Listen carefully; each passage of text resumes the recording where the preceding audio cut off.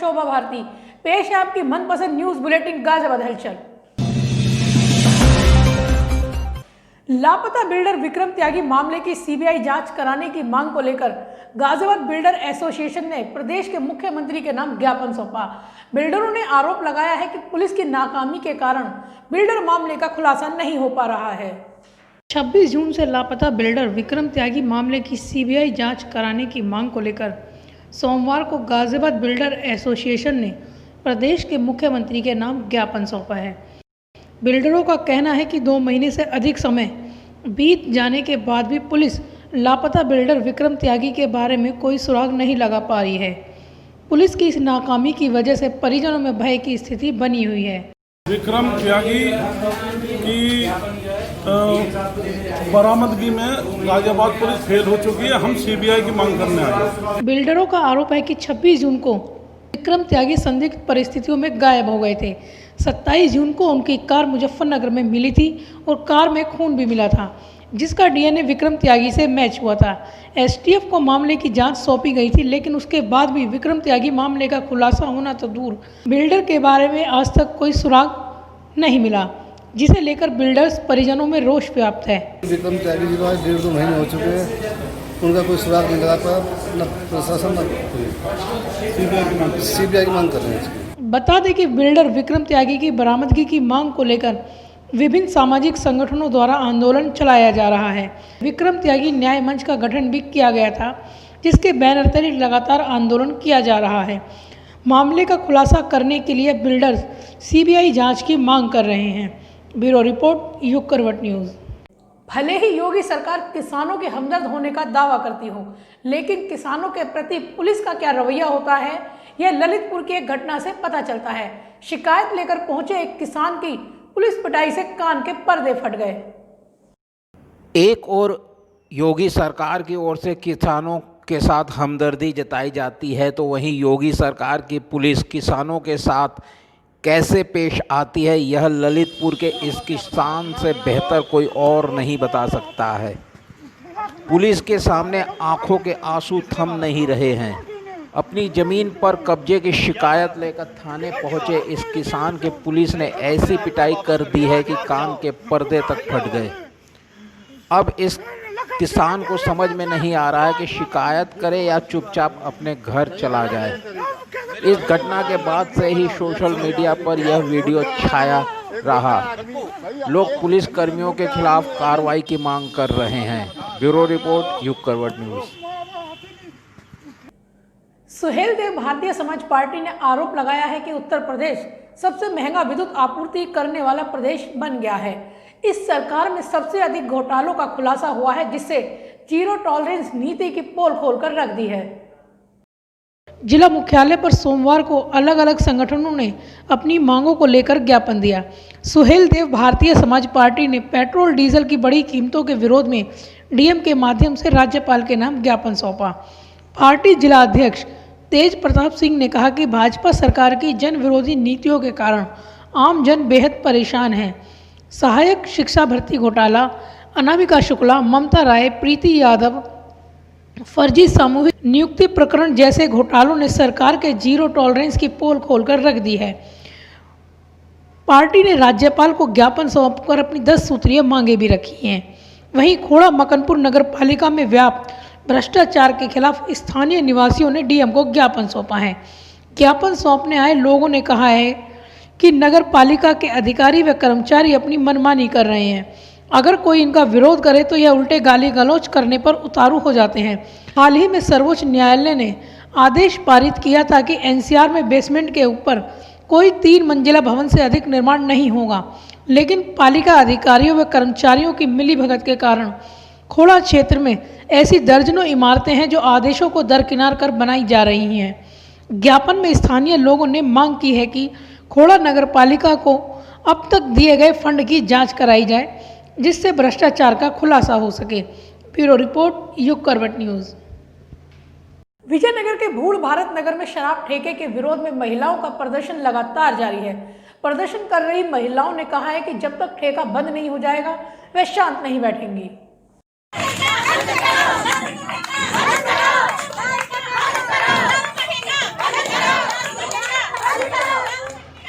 विजयनगर के भूर भारत नगर में शराब ठेका खुलने के विरोध में प्रदर्शन थमने का नाम नहीं ले रहा है। 12वें दिन भी स्थानीय महिलाओं ने ठेके के विरोध में प्रदर्शन किया। महिलाओं का कहना है कि वे किसी भी कीमत पर क्षेत्र में ठेका नहीं चलने देंगी। 5 अगस्त को क्षेत्र में शराब का ठेका खोल दिया गया था। स्थानीय लोगों ने जब रिहायशी इलाके में ठेका खुला देखा तो भड़क गए।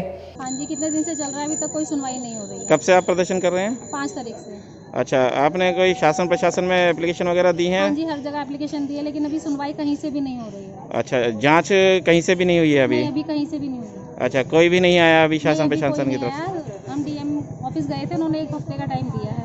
अच्छा, ये बताइए, अभी मंत्री जी के नाम से नारे लगा रहे थे आप सब महिलाएं, तो क्यों लगा रहे थे? हाँ जी, जो शराब का ठेकेदार है वो अपने आप को उसका रिश्तेदार बताता है, और क्या कहता है? और जैसे ही हम लोग निकलते हैं वैसे ही उल्टी सीधी बातें करना और तुम्हें किसी भी धराई में बंद करवा देंगे, ये सब बोलता है वो। स्थानीय लोगों का आरोप है कि जिस जगह ये ठेका खोला गया है वह रिहायशी क्षेत्र है, जहां थोड़ी थोड़ी दूर पर मंदिर, मस्जिद, गुरुद्वारा है, कन्या पाठशाला है। ठेका खुलने से अब बच्चियों को इसके सामने से होकर निकलना पड़ेगा। लोगों का यह भी आरोप है कि पुलिस के संरक्षण में ठेका खुलवाया गया है, जिसकी वजह से लोगों की आवाज़ को दबाने का प्रयास किया जा रहा है।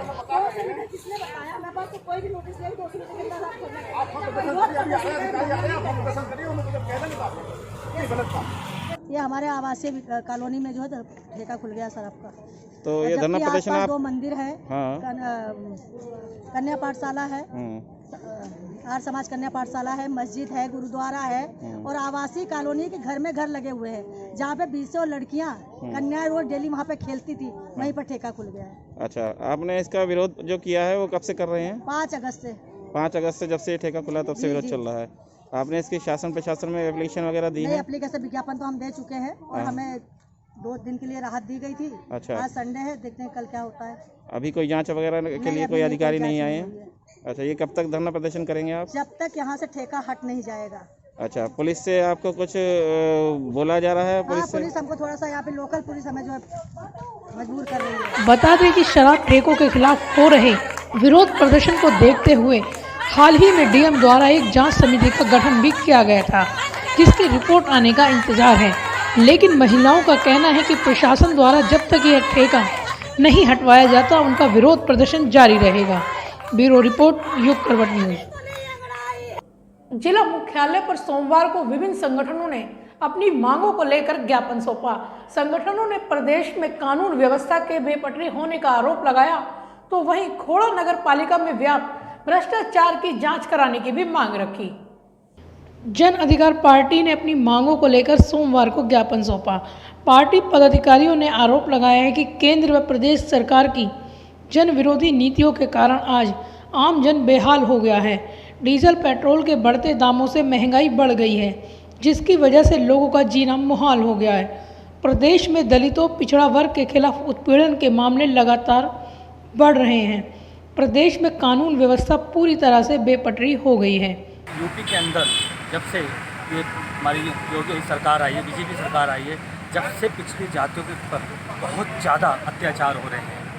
आज जब से ये मोदी जी 2014 में आए हैं, मुसलमान टारगेट नहीं है, आज सबसे ज़्यादा टारगेट ओबीसी समाज है। मुस्लिम समाज को उतना वो नहीं है अत्याचार हो रहा है जितना आज ओबीसी समाज को हो रहा है। 5 लोगों को मैनपुरी के अंदर जिंदा जला दिया गया, प्रजापति समाज के लोगों को, लेकिन आज तक वो दोषी बाहर हैं। क्यों? जलाने वाले कौन? एक विशेष जाति से आते हैं, और इसलिए आज जो नीचे से ऊपर तक जितने अधिकारी बैठे हैं सब विशेष जाति के लोग हैं। हमें न्याय नहीं मिलेगा। कब तक नहीं मिलेगा न्याय? जब तक हमारे लोग व्यवस्था में नहीं बैठेंगे। पार्टी पदाधिकारियों ने आरोप लगाया है कि संविधान में विधि प्रदत्त आरक्षण व्यवस्था भी तार-तार हो गई है। कोरोना महामारी के कारण लोग आर्थिक तंगी से जूझ रहे हैं, लेकिन सरकार अमीरों का हित साधने में लगी हुई है। इस सरकार की कथनी व करनी का खुलासा अब हो रहा है। ब्यूरो रिपोर्ट, युग करवट न्यूज़। अगर हैंडपंप से पानी की जगह शराब बरसे तो आप क्या कहेंगे? जी हाँ, बुंदेलखंड जहां हमेशा सूखा रहता है, वहां के हैंडपंप से शराब निकली है। आइए जानते हैं क्या है पूरा मामला। उत्तर प्रदेश के सूखाग्रस्त इलाकों में बुंदेलखंड का नाम सबसे पहले आता है। इस इलाके में कई गांव में तो हैंडपंप से पानी तक निकलना मुहाल हो जाता है, लेकिन इसी बुंदेलखंड इलाके में एक जिले में पानी तो छोड़िए, हैंडपंप से शराब निकल रही है। यह चौंकाने वाली घटना हुई है ललितपुर ज़िले में। यहाँ आबकारी विभाग और पुलिस की संयुक्त टीम कार्रवाई के लिए आई थी। जब उन्होंने पास में लगे एक हैंडपंप को चलाया तो पानी नहीं, इसमें से शराब की धारा निकल पड़ी। ललितपुर जिले के तालबेहट कोतवाली क्षेत्र में आबकारी और पुलिस विभाग की टीम दबिश देने के लिए गई हुई थी। दबिश के दौरान आबकारी और पुलिस विभाग की टीम ने यहां से 100 लीटर अवैध कच्ची शराब बरामद की। पुलिस ने एक भट्टी के साथ 5000 किलोग्राम लहन भी नष्ट किया। इस बीच अधिकारी तब दंग रह गए जब उन्होंने एक ऐसा हैंडपंप देखा जिसमें से पानी की जगह शराब निकल रही थी। अधिकारियों को पता चला कि अवैध शराब के कारोबारियों ने पुलिस और आबकारी विभाग के डर से कच्ची शराब का स्टॉक जमीन के अंदर छिपाया था और ऊपर से हैंडपंप लगा दिया था। पुलिस ने फिलहाल हैंडपंप और शराब दोनों को ही अपने कब्जे में ले लिया है। ब्यूरो रिपोर्ट, युग करवट न्यूज़। आपने युग करवट के स्टूडियो में होने वाली चर्चा को काफी पसंद किया था, लेकिन कोरोना के बढ़ते प्रभाव को देखते हुए हमने कुछ दिनों के लिए चर्चा को ब्रेक दिया था। आज से हम फिर से चर्चा कार्यक्रम को शुरू कर रहे हैं। आइए देखते हैं हमारे प्रधान संपादक सलामत मियां और समाचार संपादक सुब्रत भट्टाचार्य के बीच कई विषयों पर हुई इस चर्चा को। नमस्कार, मैं हूं सुब्रत भट्टाचार्य और आप देख रहे हैं युग करवट न्यूज़। आज से हम फिर से आपका पसंदीदा कार्यक्रम बहस शुरू कर रहे हैं। आज पहली बहस में हम जानेंगे कि आखिर इतने दिनों तक दर्शकों से कैसे हम जुदा रहे। हमारे प्रधान संपादक सलामत मियां जी कैसे अलग जुड़ा थे? नहीं भट्टाचार्य जी, हम तो जुदा रह नहीं सकते। जाहिर है कि हम अखबार के ज़रिए अपने पाठकों से रूबरू थे और चैनल पे नहीं आ रहे थे हम लोग, थोड़ा सा हम लोग भी फिजिकल डिस्टेंसिंग मेंटेन कर रहे थे। और पाठकों से हम जुदा कैसे हो सकते हैं? ये तो हमारी ताकत है, तो हम तो इनके साथ हमेशा हैं। जी हाँ, हम पाठकों से और दर्शकों से जुदा नहीं रह सकते। हम अखबार के माध्यम से आपसे जुड़े रहे, लेकिन कुछ हमारी भी मजबूरियाँ थी। कोरोना के मामले बहुत ज़्यादा बढ़ रहे थे, तो हमने भी सोचा कि कुछ दिनों के लिए बहस में ब्रेक लिए जाए। चलिए बात करते हैं। इस दौरान बहुत सारी घटनाएं हुई। दो प्रमुख घटनाओं का हम जिक्र करेंगे। एक हमारे यहाँ के पूर्व सांसद सुरेंद्र गोयल जी का निधन और दूसरी है कांग्रेस के राष्ट्रीय प्रवक्ता राजीव त्यागी जी का असामयिक निधन। सर, ये दोनों को आप युग करवट की ओर से पहले श्रद्धांजलि देते हैं, फिर उसके बाद इनके बारे में आप अपनी कुछ राय बताएं। नहीं, मैं अपने भाई राजीव त्यागी जी के निधन से मुझे व्यक्तिगत बहुत क्षति हुई है और सुरेंद्र प्रकाश जी गोयल भी हमारे बिल्कुल पिता तुल्य थे और दोनों युग करवट से बहुत जुड़े हुए थे और व्यक्तिगत उनका बड़ा लगाव था। तो मैं भावभीनी श्रद्धांजलि अर्पित करता हूं उनको अपनी तरफ से, अपने युग करवट परिवार की ओर से। और आपने जैसे कहा कि ये वाकई में बड़ी दुखद घटनाएं हुई हैं, इसमें कोई दोहराई नहीं है कि दोनों एक ऐसी हस्तियाँ थीं कि जो हमारे बीच से चली गई और उनकी राजनीति में होने के बावजूद भी उनका कोई विरोधी नहीं था।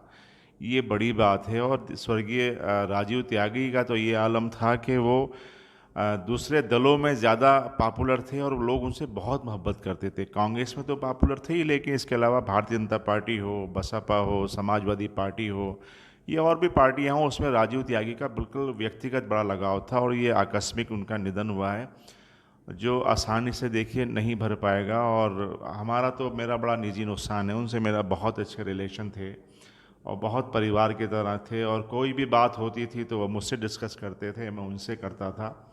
तो जाहिर है कि ये बहुत बड़ी क्षति है ये। और दर्शकों को बता दूं कि पूर्व सांसद सुरेंद्र प्रकाश गोयल हमारे इसी स्टूडियो में आए थे और उन्होंने बहस में भाग लिया था। उनके साथ पूर्व मेयर आशु वर्मा जी थे। उन्होंने इस दौरान बहुत सारी बातों का जिक्र किया था। ये उनका आखिरी इंटरव्यू था। क्या कहेंगे सर? ना, बिल्कुल सही बात है। देखिए कि वो कोरोना के दौरान भी इतने बहादुर थे सुंदर जी गोयल कि लगातार वो बाहर घूमते रहते थे और आपने उनको कॉल किया कि आपको गोयल साहब आना है, तो उन्होंने कहा ना बिल्कुल आऊँगा। और मुझे याद है जब वो नीचे थे, ग्राउंड फ्लोर पे थे, तो वहाँ उनसे कहा आप ऊपर चढ़ोगे सीढ़ियाँ? कहने लगे अरे अभी मैं बहुत मजबूत हूँ। तो बड़े जिंदा दिल इंसान थे, बड़े बेबाक थे और जो उनको कहना था वो कहना ही था। और देखिए यही वजह है कि सभासद से लेके वो देश के सबसे बड़े सदन के सदस्य बने। ये अपने आप में बहुत बड़ी मिसाल है और शायद ऐसे कम ही लोग होंगे जो इतना लंबा सफ़र उन्होंने राजनीति में तय किया होगा। और ये बात भी सही है कि उनका जो है ये अंतिम इंटरव्यू जो करवट में उनका रहा था। जी हाँ, अंतिम इंटरव्यू था जो उन्होंने युग करवट को दिया था। कांग्रेस के जो राष्ट्रीय प्रवक्ता राजीव त्यागी के निधन को पूरे राष्ट्र में एक बहस छेड़ दी है उस निधन से कि आखिर जो स्टूडियो में बहस होती है वो किस लेवल पे जा रही है, किस उसका स्तर क्या हो रहा है। ये कहा जा रहा है कि जिस वक्त राजीव त्यागी बहस में भाग ले रहे थे उसी वक्त बीजेपी के संबित पात्रा ने उन पर कुछ कटाक्ष किए थे, कुछ शब्द बोलते। सर, आज जो ये बहस का जो लेवल है वो किस स्तर पे जा रहा है और जैसे इस तरह की घटनाएं आ रही है? देखिए, इस बहस से जो है, देखिए पहले गोष्ठियाँ होती थी, सेमिनार होते थे, उनका मैसेज जाता था। उसके बाद फिर एक जगह ले ली इन्होंने, जो टीवी पे बहस होती है उसने ले लिया चैनल्स पे। लेकिन मैं आपको बताऊं भट्टाचार्य जी के एक लंबे समय से जो स्थितियां बदली हैं और जो बहस का दायरा बदला है, जो तरीक़ा बदला है, उससे जो बहस में शामिल लोग होते हैं वो भी और जो देखने वाले होते हैं वो भी डिप्रेशन में चले जाते हैं। इस तरह के व्यक्तिगत सवाल होते हैं और जो एंकर होता है वो एंकर इस तरह चीखे मार मार के बातें करता है, एक पार्टी के स्पोक्समैन की तरह बातें करता है, सामने वाले की बात सुनता नहीं है। इस तरह से उसको एक बिल्कुल बात करेगा जैसे मान लो कि कोई फोर्थ क्लास का सामने बैठा हुआ है, बहस में उससे बात कर रहा है, खामोश होइए, निकाल के बाहर कर देंगे, चाहिए इनका आवाज़ वो कर दिए। ये तरीका पत्रकारिता का नहीं है। और जिस तरह देखिए उस दिन राजू त्यागी जी के साथ जो हुआ था उस समय बहस में वो थे, उन्होंने 5 बजे ट्वीट किया था कि मैं इसमें लाइव बहस में आऊँगा और उसमें बार बार वो जो संबित पात्र थे उनको जयचंद जयचंद जयचंद कह रहे थे, 9 बार जयचंद कहा। तो जाहिर है आदमी मेंटली प्रिपेयर्ड नहीं होता और डिप्रेशन में चला जाता है। तो उनकी वाइफ ने भी, हमारी भाभी ने भी इसमें FIR कराई है और देश में शायद 3 जगहों पे संबित पात्रा के खिलाफ FIR हुई है। तो ये देखिए बहस, मुझे लगता है कि जिस तरह का ये माहौल चल रहा है इससे न जाने कितने और हमें इस तरह की घटनाएं देखना पड़ सकती हैं। तो लोग, चैनल वालों को चाहिए और कम से कम जो ये डिबेट में लोग आते हैं इनको चाहिए कि अपना अंदाज बदलें। बहुत बुरा क्या ऐसा लगता है कि अब समय आ गया है कि सभी राजनीतिक दलों को अपने प्रवक्ताओं को निर्देश देना चाहिए, भाई संयमित तरीके से व्यवहार करो, संयमित भाषा का प्रयोग करो, और चैनल वालों को भी बताना चाहिए कि भाई आप जब स्टूडियो में बहस करोगे तो बहुत ही संयमित तरीके से बात रखें अपनी। देखिए, चैनल वालों को तो ये हाल है कि वो तो पार्टी के स्पोक्समैन से ज़्यादा बोलने लगे हैं। आप किसी चैनल को 2-3 को छोड़ दिएगा तो सबसे ज़्यादा हाल ये है कि एंकर ऐसा सवाल करेगा जैसे शायद पार्टी का प्रवक्ता बोल रहा हो। तो इस तरह की जो पत्रकारिता तो ख़त्म होती जा रही है। और जिस तरह से पहले बहुत मैसेज जाते थे, जो लोग चैनल के बहस से बहुत कुछ सबक सीखा करते थे। और देखिए आज स्थिति ये, अगर मैं कहूँगा तो शायद अदरवाइज़ नहीं हो, कि आज कहीं ना कहीं ये जो चर्चाएं परिचर्चाएं हो रही हैं, डिबेट हो रही है, इससे दूरियां बहुत बढ़ रही हैं। लोग डिप्रेशन में जा रहे हैं, लोगों के दिमाग में वो चीज़ें आ रही हैं लोग सोच नहीं सकते, क्योंकि जैसे आप शब्द डालोगे दिमाग में वैसी ही चीज़ें आएंगी। तो हम दूरियों को और ज़्यादा कर रहे हैं, नफ़रत और ज़्यादा फैला रहे हैं। अगर हमारा काम यही, चलिए ठीक है, आपको कहीं ना कहीं आप पार्टी के प्रवक्ता का तो हम मान सकते हैं कि वो अपनी बात रखेगा, पार्टी से बाहर नहीं जाएगा, लेकिन कम से कम जो मीडिया का जिम्मेदार व्यक्ति वहाँ बैठा है, जो एंकर बैठा है, जो चैनल का हेड वहाँ उसको डिप्यूट कर रहा है, जो बहस को देख रहा है, उनकी जिम्मेदारी तो ये कम से कम बनती है कि इस तरह की चीज़ें नहीं होना चाहिए कि हम आखिर क्या परोस रहे हैं, नफ़रत परोस रहे हैं, क्या परोस रहे हैं। इस तरह की भाषणबाजी होती है कि चुप जाइए, बैठिए, खामोश रहिए, शट अप, और ये तरह की भाषा प्रयोग होता है, तो ये नहीं होना चाहिए। बहुत सारे डिबेट में तो सर मारपीट तक की नौबत है, मारपीट भी हो गई। हाँ, कई बार हुई है, कई बार मारपीट हो गई है, कई बार ऐसा भी हुआ है कि कुछ लोग जो वांटेड है उनको बुला लिया गया, वहाँ से अरेस्टिंग भी करा दी गई है ताकि हम सबसे तेज़ बनने के चक्कर में। तो ये गलत है, ये पत्रकारों का काम है ही नहीं। जी हाँ, ये एकदम गलत है और ये पत्रकारों का काम नहीं है। राजीव त्यागी और सुरेंद्र गोयल के निधन के बाद अब शोक व्यक्त करने का सिलसिला शुरू हो गया है।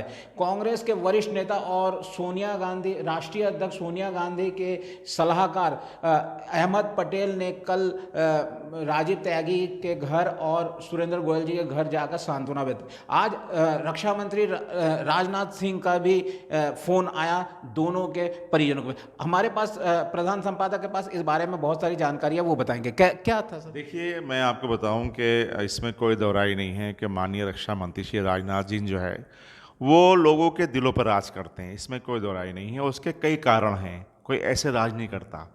अब देखिए, कल उनका फ़ोन आया माननीय रक्षा मंत्री जी का और एक भारतीय जनता पार्टी के नेता के पास और कहा कि मुझे सुरेंद्र जी गोयल के बेटे का नंबर चाहिए। वहाँ से हाउस से कहा गया, उनके निवास से, वो माननीय रक्षा मंत्री बात करना चाहेंगे।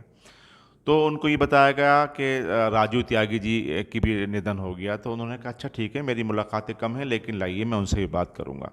अब आप ये देखिए कितना बड़ापन है। बाकायदा वहाँ से रक्षा मंत्री के निवास से नंबर मांगे गए और फिर माननीय रक्षा मंत्री जी ने सुरेंद्र प्रकाश जी गोयल के बेटे से बात की, सुशांत से।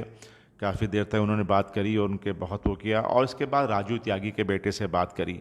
ये बहुत बड़ापन है। देखिए राजनाथ जी के मुकाबले में सुरेंद्र प्रकाश गोयल चुनाव लड़े थे और उस समय भी कहीं ना कहीं कुछ इस तरह की भाषणबाजी, बयानबाजी नहीं हुई थी, कहीं ना कहीं कटुता आपस में पैदा हो। तो देखिए राजनाथ सिंह का तो अपने आप में एक अलग ही अंदाज़ है और वो 2009 से गाज़ियाबाद के लोगों से जुड़े थे और आज 2020 तक उनका वही जुड़ाव है। और मुझे कल जब बताया गया कि माननीय रक्षा मंत्री जी ने इससे काफ़ी देर बात करी तो निस्संदेह वाकई में इसी जनप्रिय नेता कहते हैं, यही लोकप्रिय नेता होते हैं और यही प्यार वाले नेता हैं। राजनीति में ऐसी घटनाएं कम ही देखने को मिलती है जब विपक्षी दलों के, और वो भी जो उनके खिलाफ चुनाव लड़ा हो, उनको फ़ोन करके सांत्वना दी जाए। लग रहा है सर कि कुछ राजनीतिक बदल ली गई या बदलने की, मतलब कुछ राजनाथ सिंह के बाद कुछ राजनीति यहाँ बदल सकती है? देखिए मैं राजनीति की तो बात नहीं कर रहा हूँ कि राजनीतिक तस्वीर क्या बदलेगी नहीं बदलेगी, लेकिन हाँ राजनाथ सिंह तो पहले से बदले हुए। वो जब यहाँ एमपी थे तब भी वही प्यार करते थे, आज एमपी नहीं है तब भी वही प्यार करते हैं। तो अब देखिए अगर मैं फिर कुछ और इसमें बात करूँगा बड़ी लंबी बहस चली आएगी कि जिन पे जिम्मेदारियां हैं या जिनको हमने बहुत कुछ जिम्मेदारियां सौंपी हैं, जाहिर है उनकी कहीं ना कहीं कमी लोग महसूस करते हैं। लेकिन राजनाथ जी आज यहाँ के सांसद ना होते हुए भी आज भी लोगों से जुड़े हुए हैं और ये एक बहुत अच्छी राजनीति की तस्वीर हमेशा वो पेश करते हैं।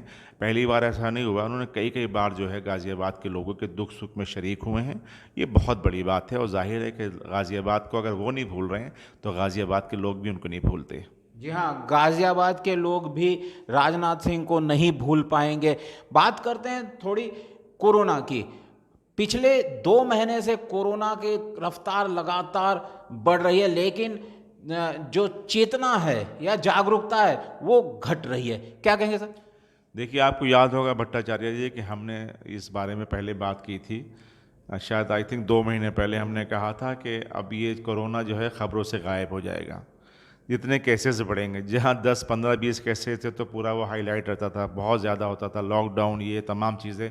और जितनी संख्या बढ़ रही है कि आज लाखों में संख्या हो गई है और उसके बाद आज कोरोना पे हम चर्चा कर रहे हैं, आप भी करते हैं, हम भी कर रहे हैं, अखबार में भी होता है, थोड़ा आता है, लेकिन अब उसको जागरूकता भी ख़त्म हो गई है और लोगों की संख्या बढ़े रही है, लेकिन अब वो चीज़ें नहीं रही हैं क्योंकि जाहिर है कि इस तरह की चीज़ें लोगों के दिमाग में बैठ गई कि अब हमें कोरोना के साथ ही जीना है।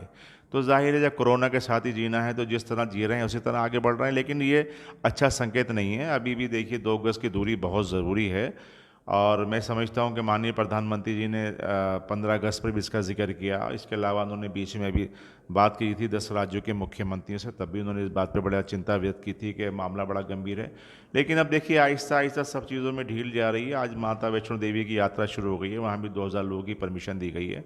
तो मुझे लगता है कि अब हो सकता है कि आने वाले दिनों में कुछ और छूट मिल जाए, बट अभी तो ख़तरा टला नहीं है। जी हाँ, अभी खतरा टला नहीं है। तो ये थी आज की बहस। इसी तरह की बहस हम हर रोज़ हमारे प्रमुख कार्यक्रम गाज़ियाबाद हलचल के बाद जरूर करेंगे। कैमरामैन वरुण के साथ सुब्रत भट्टाचार्य, युग करवट न्यूज़ के लिए। तो आज के लिए बस इतना ही। कल फिर मिलते हैं। गाज़ियाबाद और इसके आसपास की खबरों के लिए पढ़िए युग करवट न्यूज़पेपर और देखते रहिए गाज़ियाबाद हलचल। सब्सक्राइब कीजिए युग करवट। नमस्कार।